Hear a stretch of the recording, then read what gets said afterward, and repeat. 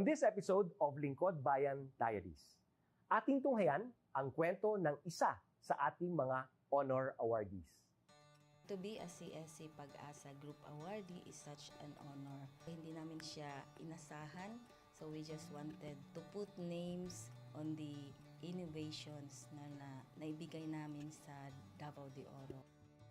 Ako po si Joycel R.O.D., Provincial ICT Officer ng Provincial Government of Davao de Oro, Team Leader ng eGov Technical Team.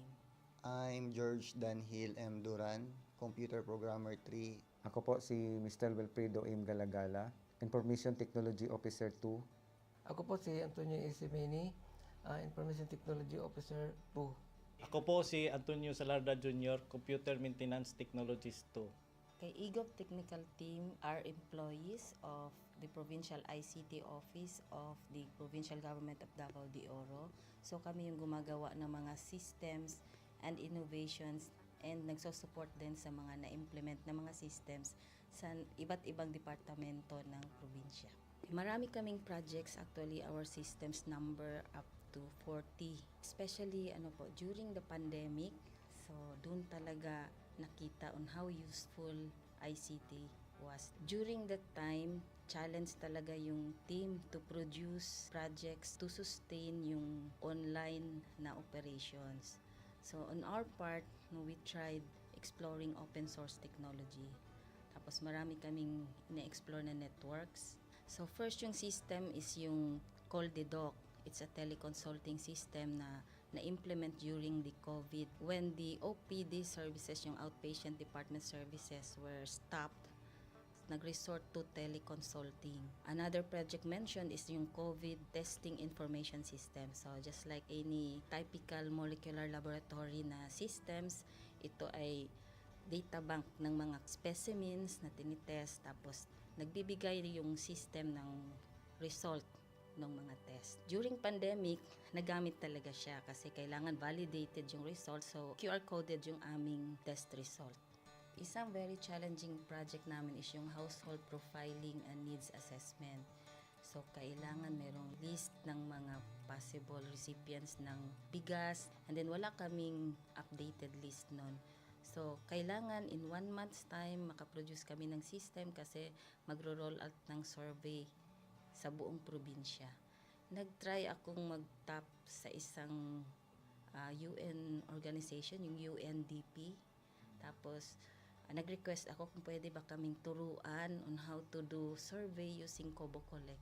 And we were blessed, kahit wala kaming formal agreement, no monetary considerations, tinuruan nila kami. And in 1 month's time, na-produce namin yung app. And then after that, dire-diretso na po. Hindi rin namin ma-imagine na in 6 months' time, nakandak yung survey using employees only of the provincial government. So, nakamobilize kami ng mga 200 plus enumerators. Talagang nilibot yung entire province, 236 barangays, bahay-bahay yan. Tapos, nakuha namin yung data with maps. Na mapping namin yung mga households. So, and very appreciated po yung output ng systems. Kami nasa LGU, na-feel namin yung need na dapat ma-institutionalize yung ICT departments. Nasa digital age na tayo, so hindi pwedeng hindi tayo mag-upgrade or mag-adapt ng ICT. So basically, yung ICT, nagagamit siya para ma-optimize yung ating mga processes. Aside from that, yung interconnectivity, interoperability ng different offices, napapadali yun through ICT. So, talagang dapat i-leverage yung ICT ng any organization, not just the government. Kung mapansin nyo, lahat ng developed countries is naka-leverage talaga sila sa ICT. Maraming magaling sa Philippines, medyo may problema lang tayo dun sa interconnectivity and interoperability kasi parang nangyari, parang kanya-kanya yung mga LGUs, kanya-kanyang innovations. And if you can see from the national, paiba-iba yung mga systems hanggang dun sa baba. So, yun din isa sa panawagan namin, sana magkaroon ng uniform na standards and protocols in developing systems para hindi masayang yung mga efforts ng mga nasa baba. Okay, my message to my fellow public servants, so let us continue to be a gift. Di ba, pag gift ka, maganda ka, mapapasaya mo yung recipient, kay magiging useful ka sa recipient. So, isa lang yun sa palagi kong isinasa puso, no? Continue to adapt to the change, especially in ICT innovation. Even though marami tayong challenges na related to it, just continue to adapt to the ever-changing progress in technology. Kaya ang masabi ko lang sa mga kawani ng gobyerno, kung trabaho tayo, gawin natin talaga yung nasa puso natin. Gawin mo lang ang dapat mong gawin upang kung ano mang gusto mong maitulong para sa bayan. Na patuloy lang natin ang ating mga mabubuting gawain sa gobyerno para sa ating mga kababayang Pilipino. Kami ang EGOV Technical Team ng Davao de Oro at ito ang aming kwentong lingkod bayani.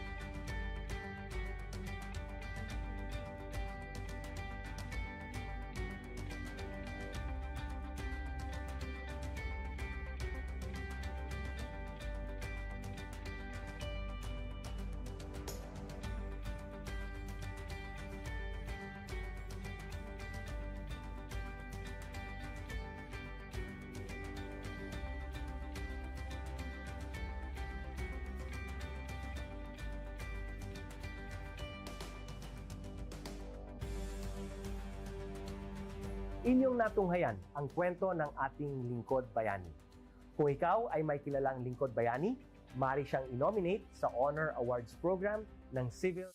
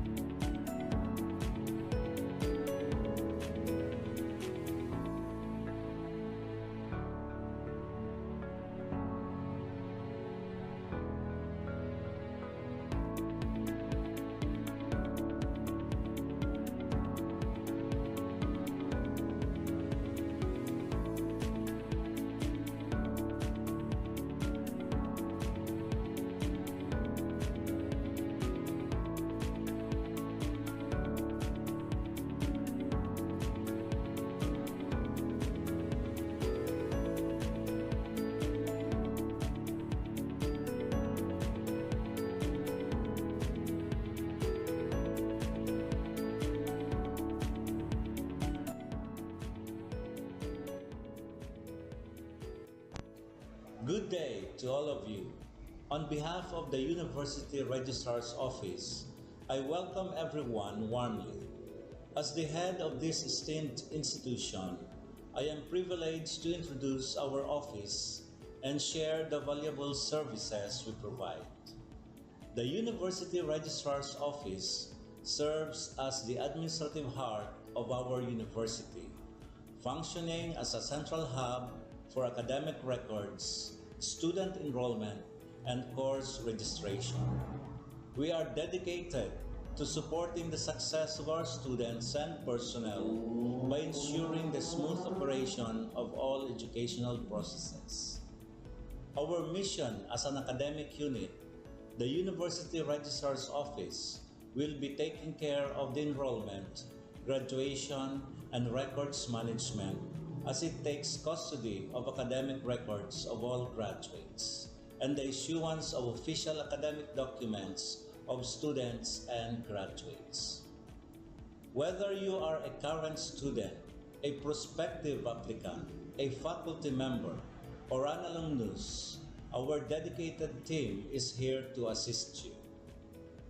From guiding you through the enrollment process to helping you access and maintain your academic records, we are committed to providing exceptional service with efficiency and professionalism. In addition to our core responsibilities, we are continually strive to improve our services by embracing technological advancements and streamlining our operations. We aim to enhance accessibility, transparency, and convenience for all clients, allowing you to focus on what matters most, your education and intellectual growth. As University Registrar, I am honored to lead a team of talented professionals passionate about supporting your academic journey. We understand the challenges and aspirations of higher education and are dedicated to serving as your trusted partner throughout your time at our university. In closing, I extend my heartfelt welcome once again. The University Registrar's Office is here to assist, inspire, and empower you as you embark on your intellectual endeavors. We look forward to collaborating with you and contributing to your success in every possible way. Thank you, and may this be the beginning of a remarkable academic journey for each of you as a university for humanity.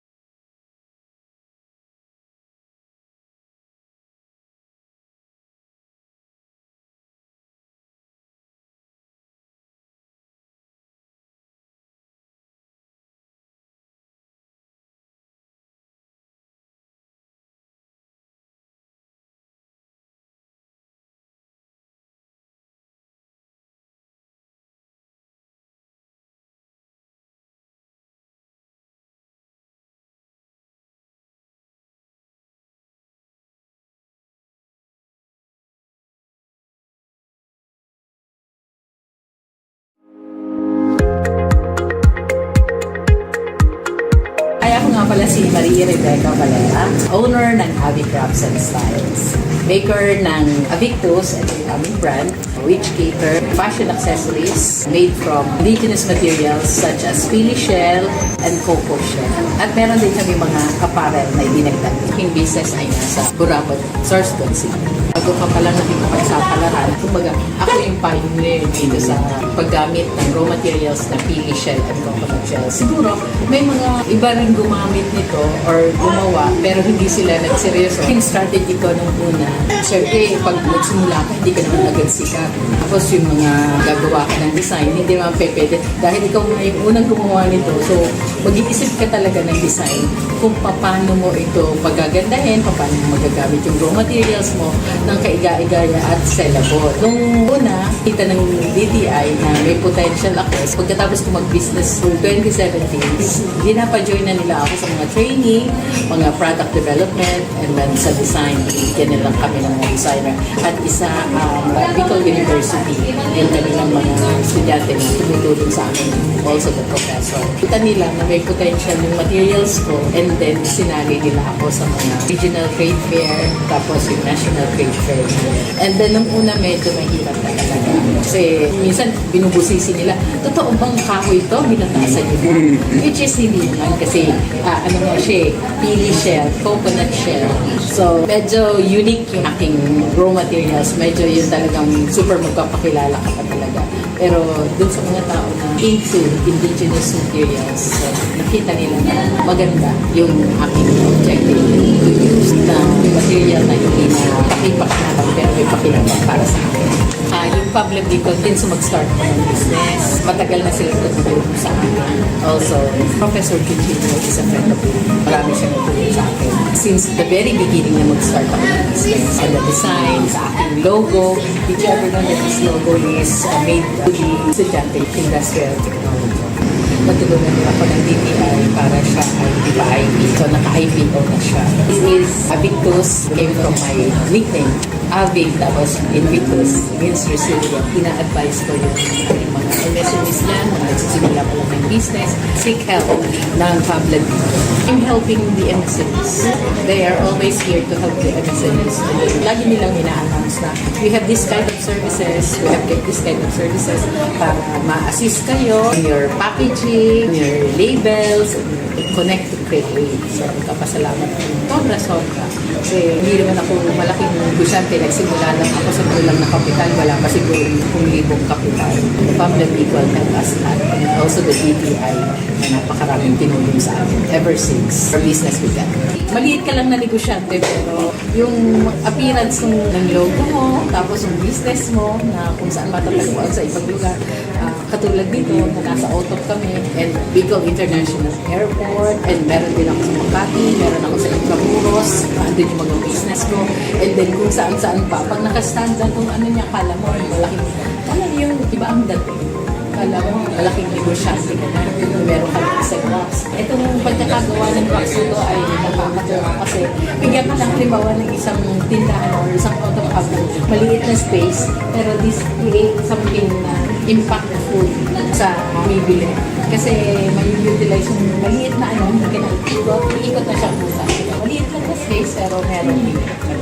So sa mga negosyante dyan na nagsisimula pa lang or nakapagsimula na pero medyo wala pa yung mga bagay-bagay, try to seek help ng DTI and of course ang Pablo Bicol kasi marami sila may tutulong sa inyo. Yung sa appearance kung gusto mong mangyari. Kasi yun lang sabihin mo ano bang gusto mong mangyari sa negosyo. Pag nakikita nila yung business ko na ganito na siya, dito ka nang nakatayo. So nasabi nila, oy, ang laki na lang. Ano ka na siguro? Kasi ganyan na yung itsura nila. Well, hindi nila alam. Dahil first impression last. Kaya yung business ninyo, try to seek help ng Pabla. Connect lang din. Ito po si Miss Avic Valera, nagsasabi, Avictus, not your usual nation.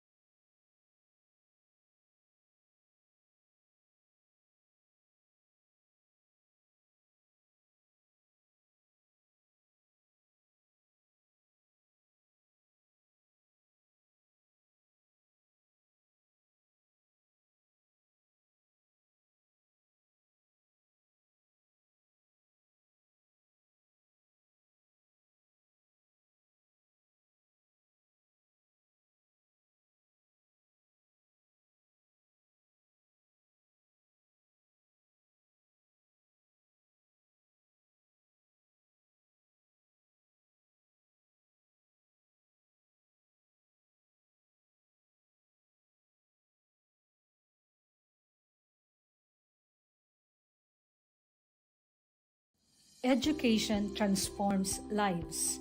Through basic education, children unlock their potential, explore possibilities, and build foundations for a brighter future. But across classrooms, many learners struggle with foundational skills like reading and numeracy. The learning gap grows wider. Too many are left behind. With compassion and commitment, Bicol University, through its College of Education, launched Project Uswag. Uswag is a local Bicol term which means progress. It's an extension service rooted in empathy, dedicated to making learning joyful and effective, leading to progress. Future educators from Bicol University prepare with care as they bring Project Uswag to the community. They undergo orientation, simulations, and build customized materials, ready to meet learners where they are. Personalized teaching bridges gaps, one learner at a time. Through hands-on tutorials, Bicol University teacher education students develop real-world skills and deeper understanding. In neighborhoods and barangays, Project Uswag reaches the underserved. It advocates progress for all children.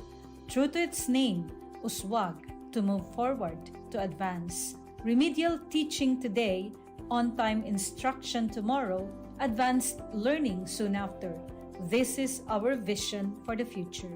With strong foundations, every learner can rise, can uswag to meet their full potential.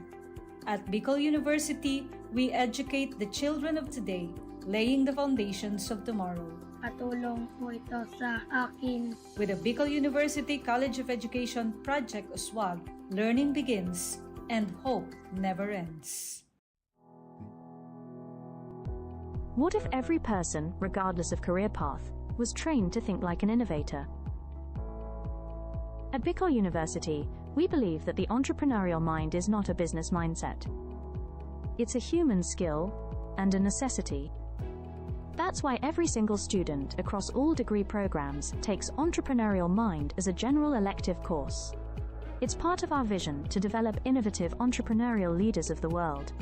Built on STEP, our action-based entrepreneurial training model, this 5-month course empowers students to launch real ventures, solve real problems, and connect with real users. Because it's not just about starting businesses, it's about learning to think with agility, act with purpose, and lead with vision. These are the core skills for a future that demands innovation. When you have a job, when you're employed, you have a living. But when you have a business, you have a fortune. Over 50,000 students have completed the course. Many have built startups. Others bring entrepreneurial thinking into government, medicine, agriculture, and the arts.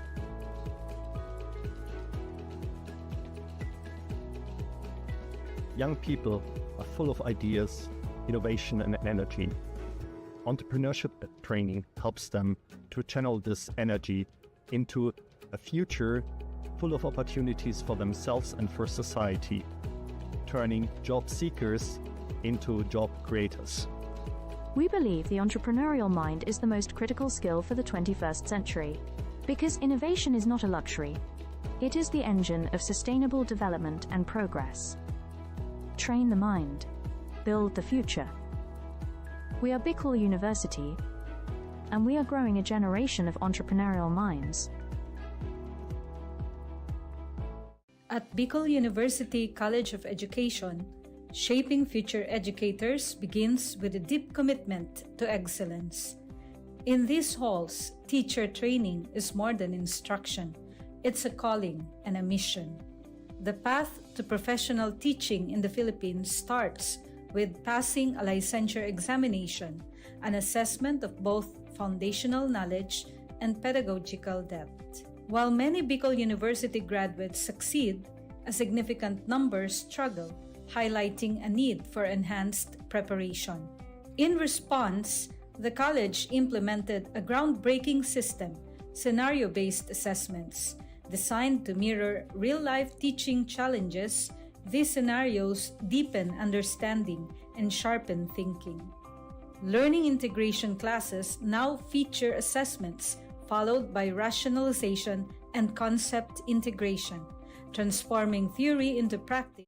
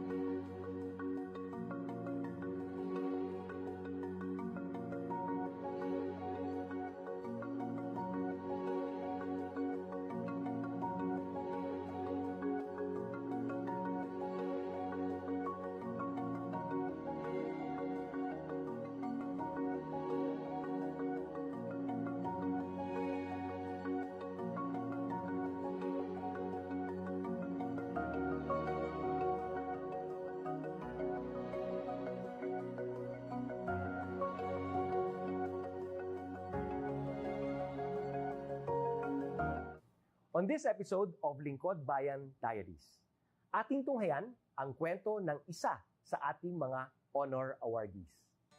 To be a CSC Pag-asa Group Awardee is such an honor. Hindi namin siya inasahan, so we just wanted to put names on the innovations na naibigay namin sa Davao de Oro. Ako po si Joycel R.O.D., Provincial ICT Officer ng Provincial Government of Davao de Oro, Team Leader ng eGov Technical Team.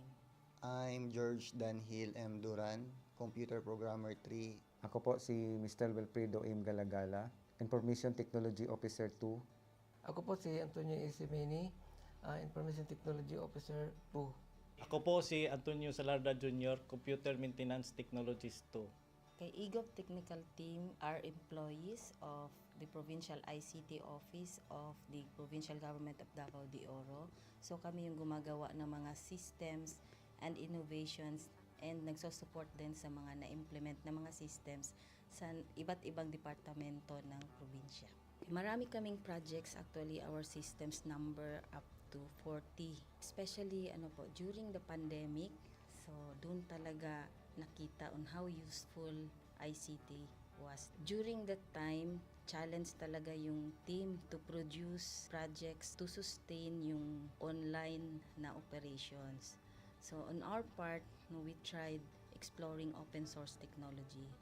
Tapos marami kaming ina-explore na networks. So first yung system is yung CallDedoc.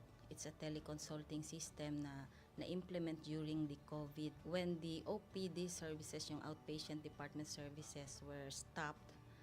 Nag-resort to teleconsulting. Another project mentioned is yung COVID testing information system. So just like any typical molecular laboratory na systems, ito ay data bank ng mga specimens na tinitest, tapos nagbibigay yung system ng result ng mga test. During pandemic, nagamit talaga siya kasi kailangan validated yung result, so QR-coded yung aming test result. Isang very challenging project namin is yung household profiling and needs assessment. So kailangan merong list ng mga possible recipients ng bigas, and then wala kaming updated list nun. So kailangan in 1 month's time makaproduce kami ng system kasi magro-roll out ng survey sa buong probinsya. Nag-try akong mag-tap sa isang UN organization, yung UNDP. Tapos nag-request ako kung pwede ba kaming turuan on how to do survey using Kobo Collect. And we were blessed, kahit wala kaming formal agreement, no monetary considerations, tinuruan nila kami. And in 1 month's time, na-produce namin yung app. Then after that, dire-diretso na po. Hindi rin namin ma-imagine na in 6 months' time, nakandak yung survey using employees only of the provincial government. So nakamobilize kami ng mga 200 plus enumerators. Talagang nilibot yung entire province, 236 barangays, bahay-bahay yan. Tapos nakuha namin yung data with maps. Na mapping namin yung mga households. So and very appreciated po yung output ng systems. Kami nasa LGU, na-feel namin yung need na dapat ma-institutionalize yung ICT departments. Nasa digital age na tayo, so hindi pwedeng hindi tayo mag-upgrade or mag-adapt ng ICT. So basically, yung ICT, nagagamit siya para ma-optimize yung ating mga processes. Aside from that, yung interconnectivity, interoperability ng different offices, napapadali yun through ICT. So, talagang dapat i-leverage yung ICT ng any organization, not just the government. Kung mapansin nyo, lahat ng developed countries is naka-leverage talaga sila sa ICT. Maraming magaling sa Philippines, medyo may problema lang tayo dun sa interconnectivity and interoperability kasi parang nangyari, parang kanya-kanya yung mga LGUs, kanya-kanyang innovations. And if you can see from the national, paiba-iba yung mga systems hanggang dun sa baba. So, yun din isa sa panawagan namin sana magkaroon ng uniform na standards and protocols in developing systems para hindi masayang yung mga efforts ng mga nasa baba. Okay, my message to my fellow public servants, so let us continue to be a gift. Di ba, pag gift ka, maganda ka, mapapasaya mo yung recipient, okay, magiging useful ka sa recipient. So, isa lang yun sa palagi kong isinasa puso, no? Continue to adapt to the change, especially in ICT innovation. Even though marami tayong challenges na related to it, just continue to adapt to the ever-changing progress in technology. Kaya ang masabi ko lang sa mga kawani ng gobyerno, kung trabaho tayo, gawin natin talaga yung nasa puso natin. Gawin mo lang ang dapat mong gawin upang kung ano mang gusto mong maitulong para sa bayan. Na patuloy lang natin ang ating mga mabubuting gawain sa gobyerno para sa ating mga kababayang Pilipino. Kami ang eGov Technical Team ng Davao de Oro at ito ang aming kwentong lingkod bayani.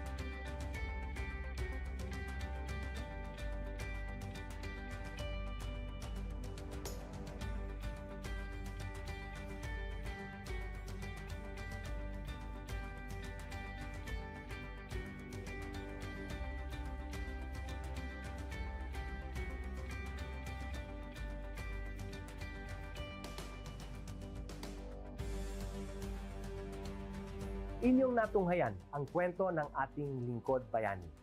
Kung ikaw ay may kilalang lingkod bayani, maaari siyang i-nominate sa Honor Awards Program ng Civil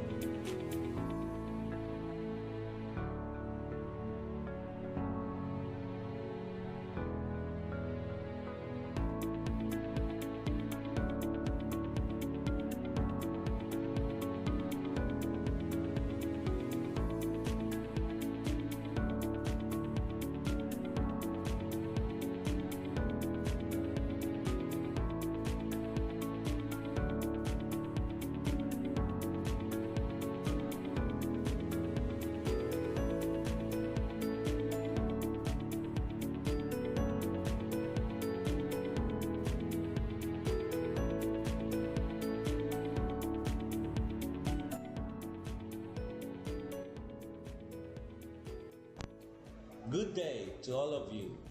On behalf of the University Registrar's Office, I welcome everyone warmly. As the head of this esteemed institution, I am privileged to introduce our office and share the valuable services we provide. The University Registrar's Office serves as the administrative heart of our university, functioning as a central hub for academic records, student enrollment, and course registration. We are dedicated to supporting the success of our students and personnel by ensuring the smooth operation of all educational processes. Our mission as an academic unit, the University Registrar's Office, will be taking care of the enrollment, graduation, and records management as it takes custody of academic records of all graduates and the issuance of official academic documents of students and graduates. Whether you are a current student, a prospective applicant, a faculty member, or an alumnus, our dedicated team is here to assist you.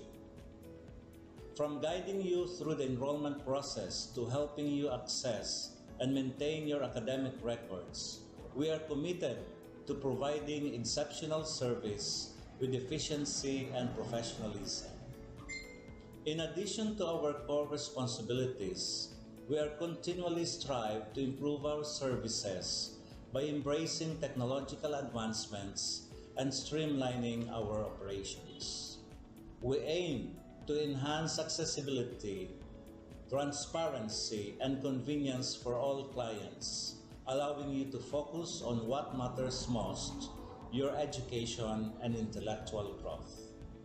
As University Registrar, I am honored to lead a team of talented professionals passionate about supporting your academic journey. We understand the challenges and aspirations of higher education and are dedicated to serving as your trusted partner throughout your time at our university. In closing, I extend my heartfelt welcome once again. The University Registrar's Office is here to assist, inspire, and empower you as you embark on your intellectual endeavors. We look forward to collaborating with you and contributing to your success in every possible way. Thank you, and may this be the beginning of a remarkable academic journey for each of you as a university for humanity.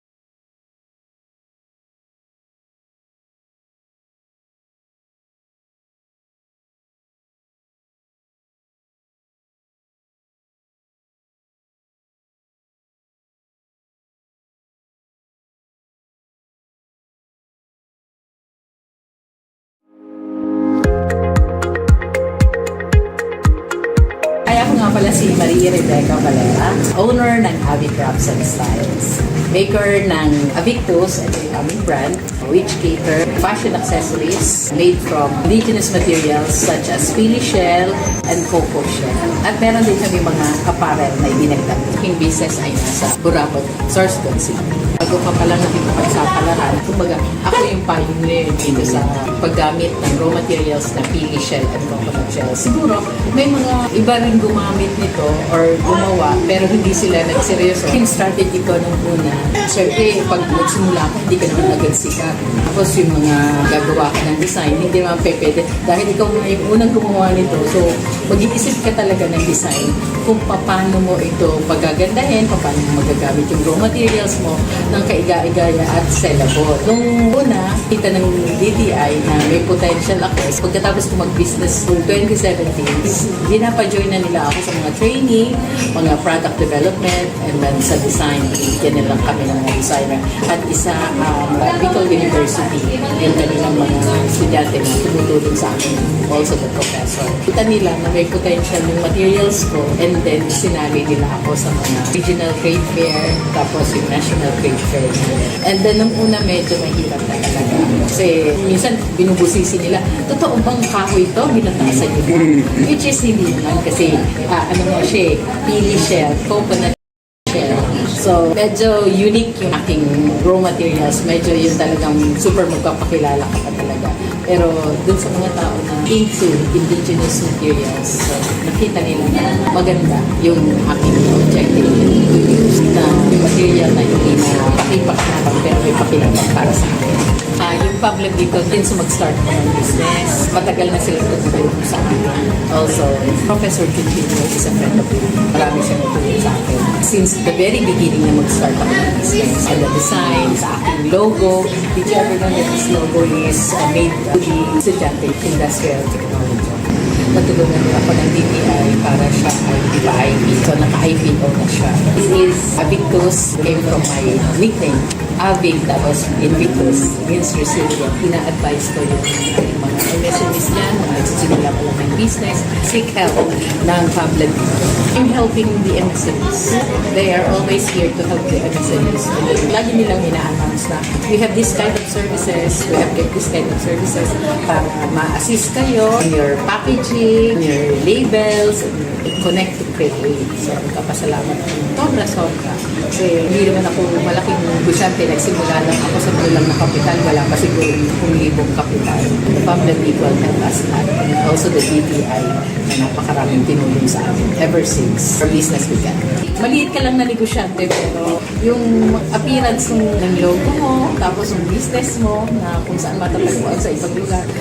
Katulad dito na nasa Otop kami and Bicol International Airport and meron din ako sa Makati, meron ako sa Intramuros, andun yung mga business ko and then kung saan-saan pa. Pag nakastand lang kung ano niya, kala mo yung iba ang dating.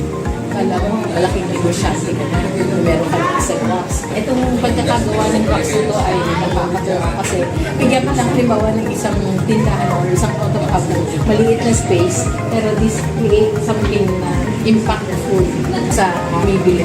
Kasi may-utilize yung maliit na hindi ka na-ikot na siya kung saan. Maliit lang na space, pero meron din.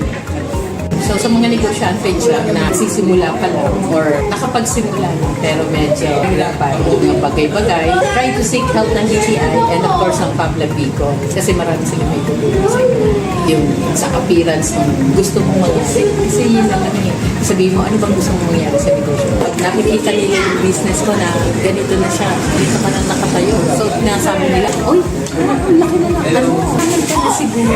Kasi ganyan na yung itsura ng alam. Pero hindi nila alam. First impression last.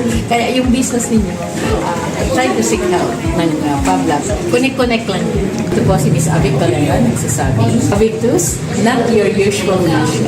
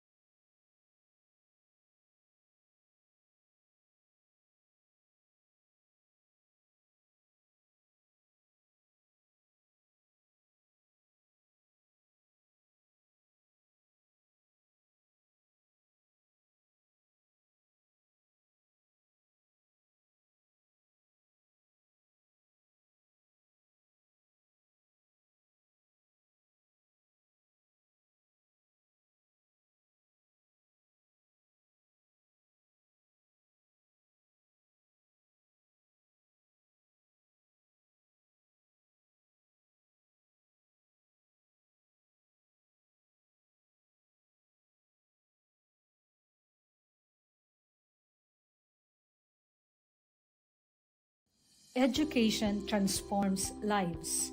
Through basic education, children unlock their potential, explore possibilities, and build foundations for a brighter future. But across classrooms, many learners struggle with foundational skills like reading and numeracy. The learning gap grows wider. Too many are left behind. With compassion and commitment, Bicol University, through its College of Education, launched Project Uswag. Uswag is a local Bicol term which means progress. It's an extension service rooted in empathy, dedicated to making learning joyful and effective, leading to progress. Future educators from Bicol University prepare with care as they bring Project Uswag to the community. They undergo orientation, simulations, and build customized materials, ready to meet learners where they are. Personalized teaching bridges gaps, one learner at a time. Through hands-on tutorials, Bicol University teacher education students develop real-world skills and deeper understanding.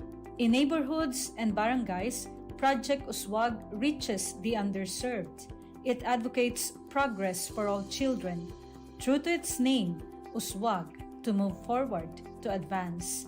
Remedial teaching today, on-time instruction tomorrow, advanced learning soon after. This is our vision for the future.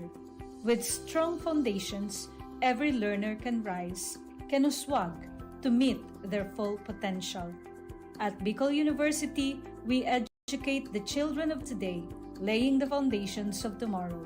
Patulong po ito sa akin. With the Bicol University College of Education Project Uswag, learning begins and hope never ends. What if every person, regardless of career path, was trained to think like an innovator? At Bicol University, we believe that the entrepreneurial mind is not a business mindset. It's a human skill and a necessity. That's why every single student across all degree programs takes Entrepreneurial Mind as a general elective course. It's part of our vision to develop innovative entrepreneurial leaders of the world. Built on STEP, our action-based entrepreneurial training model, this 5-month course empowers students to launch real ventures, solve real problems, and connect with real users. Because it's not just about starting businesses, it's about learning to think with agility, act with purpose, and lead with vision. These are the core skills for a future that demands innovation. When you have a job, when you're employed, you have a living. But when you have a business, you have a fortune. Over 50,000 students have completed the course. Many have built startups. Others bring entrepreneurial thinking into government, medicine, agriculture, and the arts.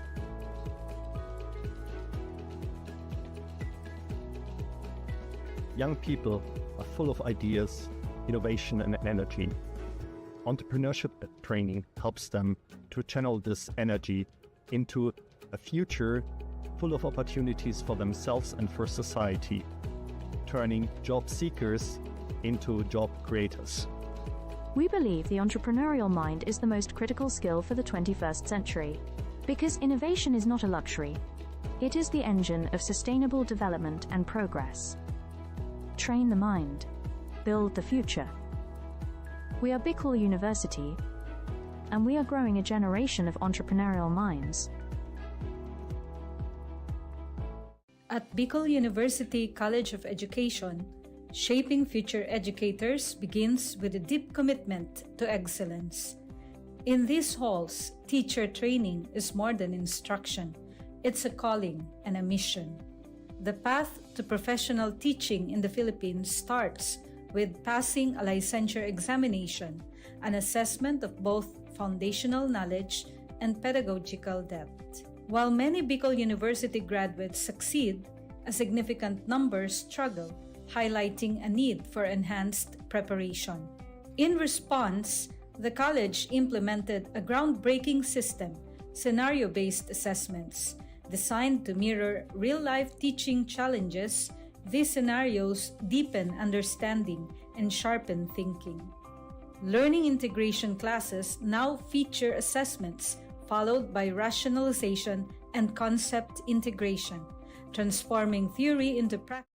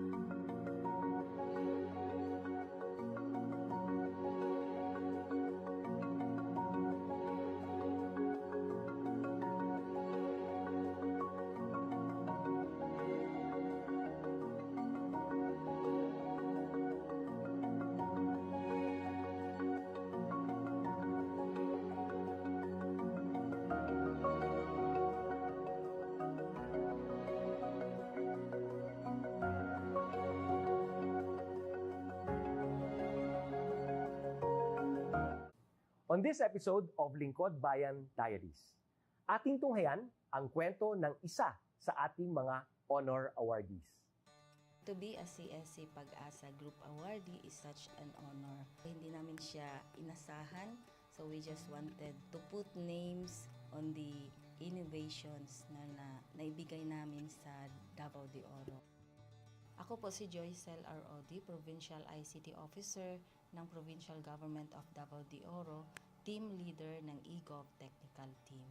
I'm George Danhil M. Duran, Computer Programmer 3. Ako po si Mr. Wilfredo M. Galagala, Information Technology Officer 2. Ako po si Antonio Isimeni, Information Technology Officer 2. Ako po si Antonio Salarda Jr., Computer Maintenance Technologist 2. Kay eGov Technical Team are employees of the Provincial ICT Office of the Provincial Government of Davao de Oro. So kami yung gumagawa ng mga systems and innovations and nagsusupport din sa mga na-implement na mga systems sa iba't ibang departamento ng probinsya. Marami kaming projects, actually our systems number up to 40. Especially during the pandemic, so doon talaga nakita on how useful ICT was. During that time, challenge talaga yung team to produce projects to sustain yung online na operations. So on our part, we tried exploring open source technology. Tapos marami kaming ina-explore na networks. So first yung system is yung CallDedoc. It's a teleconsulting system na na-implement during the COVID. When the OPD services, yung outpatient department services, were stopped, nag-resort to teleconsulting. Another project mentioned is yung COVID testing information system. So just like any typical molecular laboratory na systems, ito ay data bank ng mga specimens na tinitest, tapos nagbibigay yung system ng result ng mga test. During pandemic, nagamit talaga siya kasi kailangan validated yung result, so QR coded yung aming test result. Isang very challenging project namin is yung household profiling and needs assessment. So kailangan merong list ng mga possible recipients ng bigas, and then wala kaming updated list nun. So kailangan in 1 month's time makaproduce kami ng system kasi magro-roll out ng survey sa buong probinsya. Nag-try akong mag-tap sa isang UN organization, yung UNDP. Tapos nag-request ako kung pwede ba kaming turuan on how to do survey using Kobo Collect. And we were blessed, kahit wala kaming formal agreement, no monetary considerations, tinuruan nila kami. And in 1 month's time, na-produce namin yung app. Then after that, dire-diretso na po. Hindi rin namin ma-imagine na in 6 months' time, nakandak yung survey using employees only of the provincial government. So nakamobilize kami ng mga 200 plus enumerators. Talagang nilibot yung entire province, 236 barangays, bahay-bahay yan. Tapos nakuha namin yung data with maps. Na mapping namin yung mga households. So and very appreciated po yung output ng systems. Kami nasa LGU, na-feel namin yung need na dapat ma-institutionalize yung ICT departments. Nasa digital age na tayo, so hindi pwedeng hindi tayo mag-upgrade or mag-adapt ng ICT. So basically, yung ICT, nagagamit siya para ma-optimize yung ating mga processes. Aside from that, yung interconnectivity, interoperability ng different offices, napapadali yun through ICT. So, talagang dapat i-leverage yung ICT ng any organization, not just the government. Kung mapansin nyo, lahat ng developed countries is naka-leverage talaga sila sa ICT. Maraming magaling sa Philippines, medyo may problema lang tayo dun sa interconnectivity and interoperability kasi parang nangyari, parang kanya-kanya yung mga LGUs, kanya-kanyang innovations. And if you can see from the national, paiba-iba yung mga systems hanggang dun sa baba. So, yun din isa sa panawagan namin sana magkaroon ng uniform na standards and protocols in developing systems para hindi masayang yung mga efforts ng mga nasa baba. Okay, my message to my fellow public servants, so let us continue to be a gift. Di ba, pag gift ka, maganda ka, mapapasaya mo yung recipient, kay magiging useful ka sa recipient. So, isa lang yun sa palagi kong isinasa puso, no? Continue to adapt to the change, especially in ICT innovation. Even though marami tayong challenges na related to it, just continue to adapt to the ever-changing progress in technology. Kaya ang masabi ko lang sa mga kawali ng gobyerno, kung trabaho tayo, gawin natin talaga yung nasa puso natin. Gawin mo lang ang dapat mong gawin upang kung ano mang gusto mong maitulong para sa bayan. Na patuloy lang natin ang ating mga mabubuting gawain sa gobyerno para sa ating mga kababayang Pilipino. Kami ang e-Gov Technical Team ng Davao de Oro at ito ang aming kwentong lingkod bayani.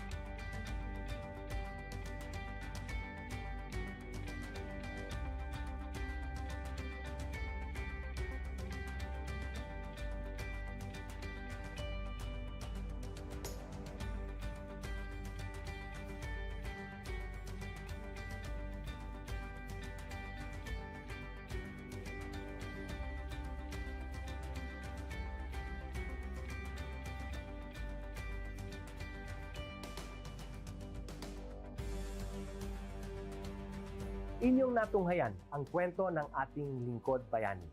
Kung ikaw ay may kilalang lingkod bayani, maaari siyang i-nominate sa Honor Awards Program ng Civil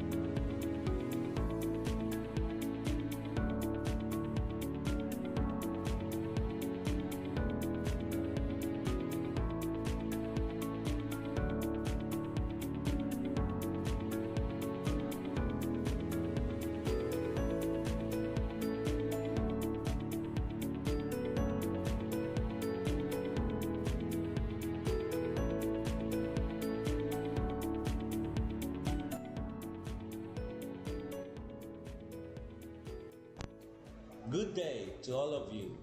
On behalf of the University Registrar's Office, I welcome everyone warmly.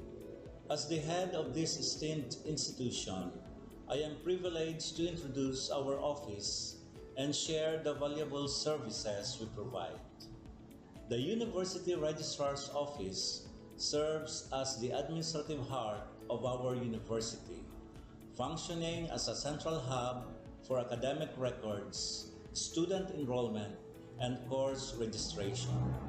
We are dedicated to supporting the success of our students and personnel by ensuring the smooth operation of all educational processes.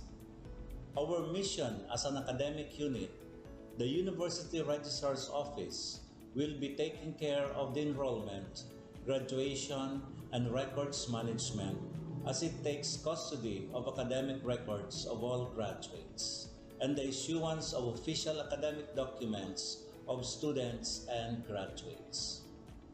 Whether you are a current student, a prospective applicant, a faculty member, or an alumnus, our dedicated team is here to assist you.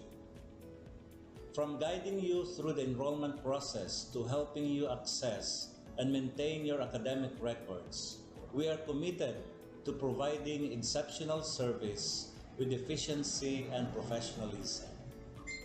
In addition to our core responsibilities, we are continually strive to improve our services by embracing technological advancements and streamlining our operations. We aim to enhance accessibility, transparency, and convenience for all clients, allowing you to focus on what matters most, your education and intellectual growth. As University Registrar, I am honored to lead a team of talented professionals passionate about supporting your academic journey. We understand the challenges and aspirations of higher education and are dedicated to serving as your trusted partner throughout your time at our university. In closing, I extend my heartfelt welcome once again. The University Registrar's Office is here to assist, inspire, and empower you as you embark on your intellectual endeavors. We look forward to collaborating with you and contributing to your success in every possible way. Thank you, and may this be the beginning of a remarkable academic journey for each of you as a university for humanity.